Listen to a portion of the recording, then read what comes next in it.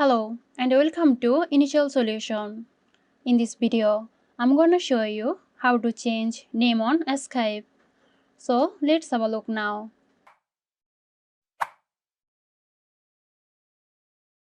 Open a Skype application on your computer.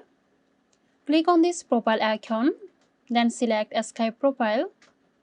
Click on it and you should be able to edit and change your name. Type in the new name you want to use on Skype.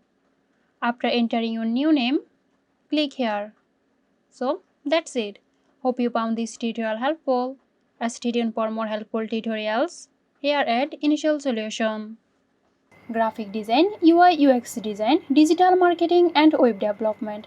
Elevate your brand with Zero Shop today. For more details, check the description box.